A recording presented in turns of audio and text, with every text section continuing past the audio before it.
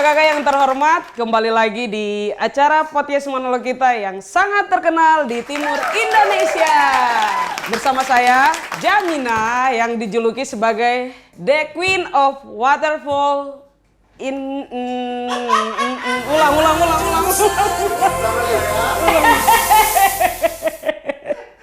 Oke, sip. Bersama saya, Isa sudah salah kayaknya. Jamina, nadanya sudah jelek.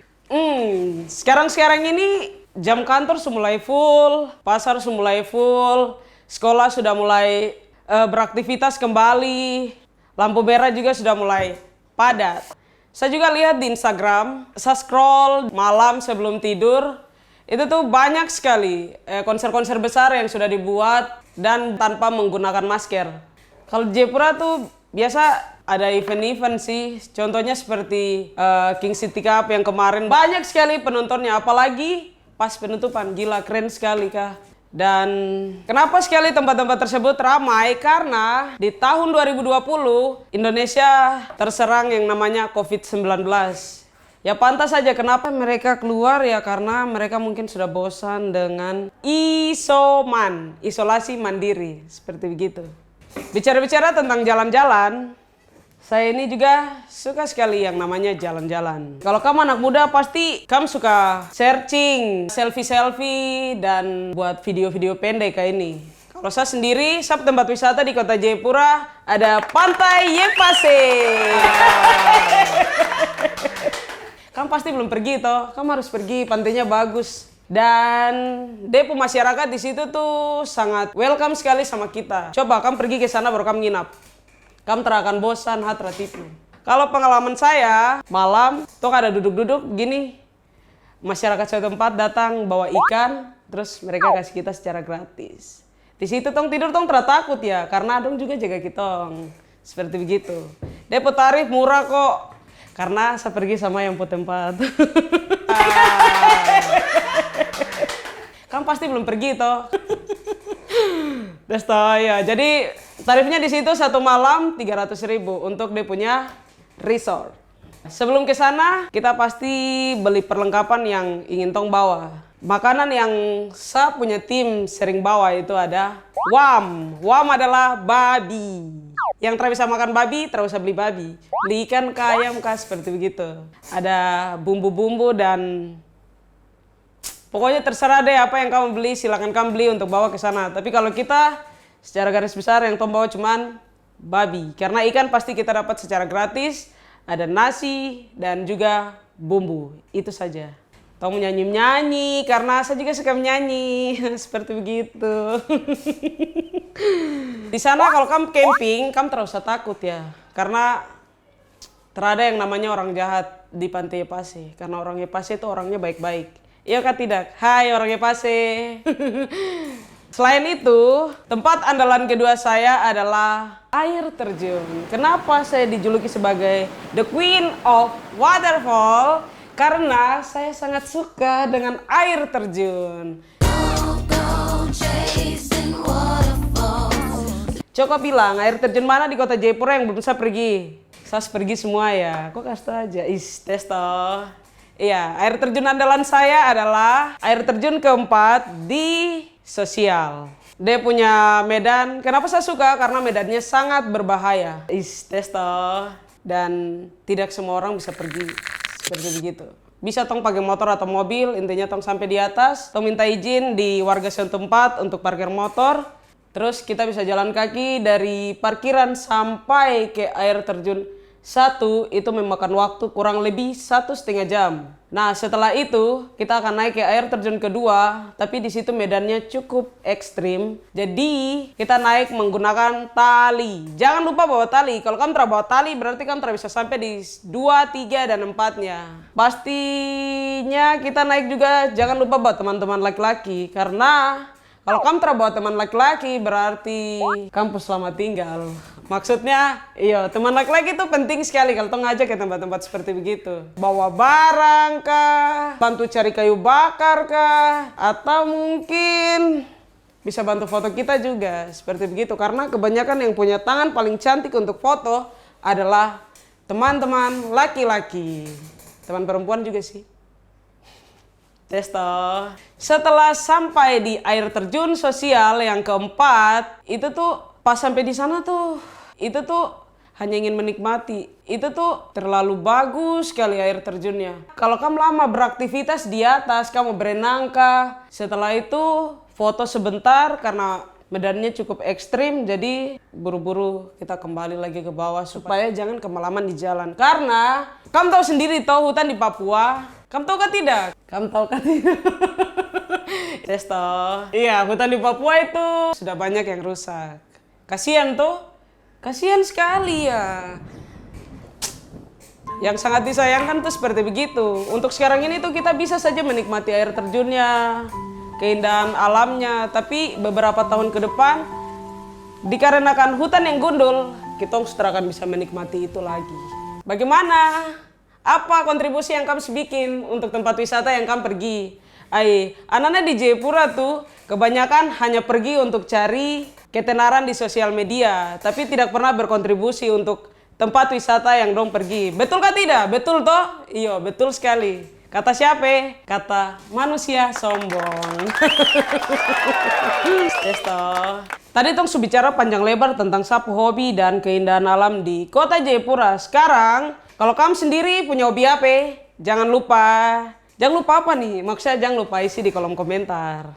Nah, setelah begitu panjang perjalanan COVID-19 di kota Jayapura atau di Indonesia, pas kemarin PON 2020, tempat-tempat wisata di kota Jayapura, depo rame minta ampun. Saya tertipu, rame parah. Contohnya Bukit Teletabis. Salah. Bukit Teletabis itu depo pemasukan satu hari saja, dong bisa dapat 25-35 juta. Terpercaya? Tanya sab teman yang bertempat. Testo. Iya, seperti begitu. Karena saya kemarin baru habis wawancara warga setempat yang mengelola tempat wisata tersebut, dan warga setempat itu adalah masyarakat adat yang memiliki hak wilayah tersebut. Sebegitu menguntungkannya kalau kamu sendiri yang bisa mengelola kamu punya potensi alam yang ada di kamu punya tempat. Nah, yang baru saya bicara tadi adalah keunggulan setelah pandemi, seperti begitu. Nah, kalau ada keunggulan pasti ada kekurangannya. Bukan kekurangan sih, maksudnya berita buruknya adalah seperti saudara kita yang namanya Elkas kayak ini. Dia di Raja Ampat. Elkas ini salah satu pemuda yang mempunyai homestay di Raja Ampat. Dia memiliki 5 homestay. Tapi sayangnya pas pandemi COVID-19, homestay yang dibuat oleh saudara kita Elkas rusak karena tidak ada tamu yang datang. Rusak karena tidak dipakai. Seperti begitu. Ternyata di luar sana masih banyak juga yang berjuang di sektor wisata. Pandemi tidak hanya membawa kabar baik, tetapi juga membawa kabar buruk. Lebih banyak kabar buruknya sih. Nah, setelah pandemi itu berakhir, turis-turis itu, turis lokal bahkan internasional yang datang kembali untuk berkunjung, ternyata tempat homestay-nya mengalami kerusakan, kekurangan dana, dan LK sendiri mungkin belum siap. Iya, belum siap karena memang tidak ada dana yang dipakai untuk memperbaiki dia punya itu homestay kayak ini. Testo. Nah, kita semua tahu kan, Papua nih bagaikan magnet. Bukan magnet di Indonesia saja, tapi mendunia. Kenapa? Karena dia punya keindahan alam itu bukan hanya alamnya, tapi suku dan budayanya. Sangat menarik banyak orang. Nah, dan bagaimana kita anak muda yang sering sekali dekat dengan internet melakukan kontribusi kepada, melakukan sesuatu kepada masyarakat lokal. Apa sih yang sudah kamu lakukan untuk kamu masyarakat lokal di tempat yang kamu pergi?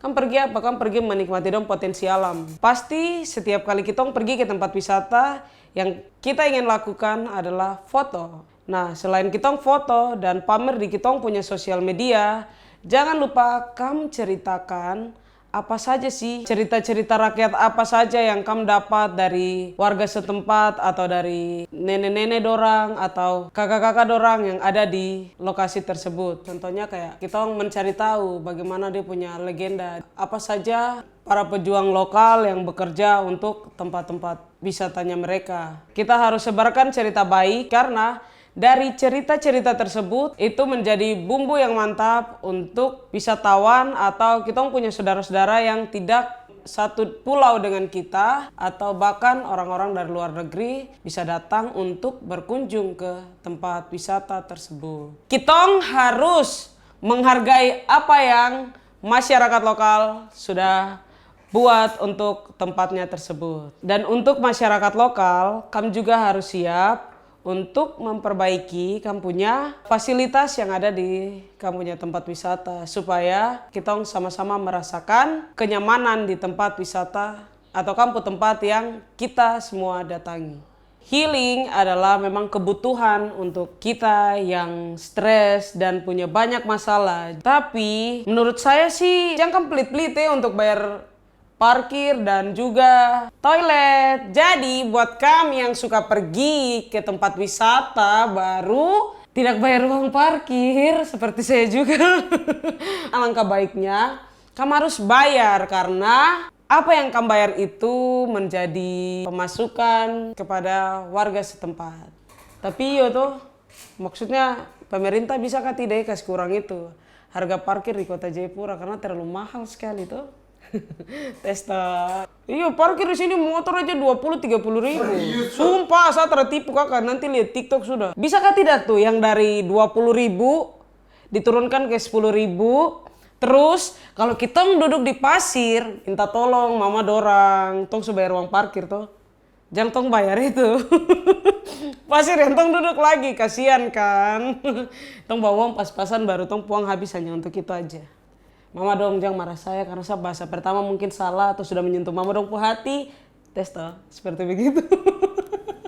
Oke. Jangan lupa ya kamu menjaga kebersihan di tempat wisata tersebut. Karena tempat wisata tersebut adalah titipan dari Tuhan kepada masyarakat setempat. Kenapa sampai saya sendiri ingin melakukan sesuatu untuk masyarakat setempat karena yang saya lihat sayang sekali ya kalau tempat seindah itu tidak dimanfaatkan dengan baik. Win-win solution sih kalau kita menjaga keindahan alamnya karena itu membawa kesejahteraan buat masyarakat setempat dan untuk alam tersebut juga. Dan buat kamu, anak-anak muda yang memiliki tempat wisata, kamu yang lebih banyak punya keuntungan tuh, peluang maksudnya. Kamu pasti banyak mengetahui cerita tentang untuk kamu punya tempat wisata. Apapun itu tempat wisatanya kamu pasti tulis di web. Dan dari situ kamu mempunyai link yang bisa menarik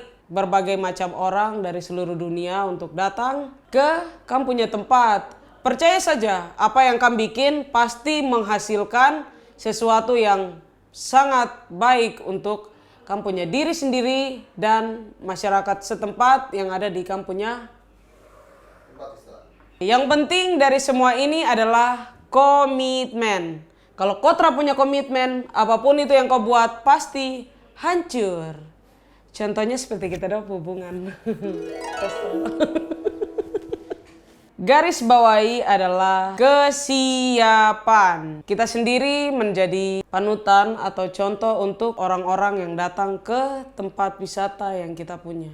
Jadi, like dapat, followers dapat, dan alam pun smile. Itu sudah. Jadi, Sani terlalu banyak bicara di sini dan sapu pembicaraan juga saya terlalu mengerti apa sih yang nggak bicara testo. Sebetulnya mengerti, tapi mungkin saya punya pembicaraan ini terlalu cepat dan buat kamu bosan, tapi kamu harus mengerti apa yang saya apa inti dari yang saya punya apa sih? Ya ampun Tuhan.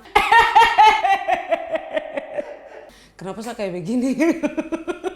Maksudnya begitu sudah kakak-kakak dorang. Jadi jangan lupa follow Instagram Eko Nusa, Facebook Eko Nusa, Twitter Eko Nusa, YouTube Eko Nusa, dan TikTok Eko Nusa. Karena banyak sekali konten-konten menarik dan cerita ataupun berita-berita menarik dari Timur Indonesia dan juga budayanya. Hormat! Sekian kakak-kakak yang terhormat. Gracias.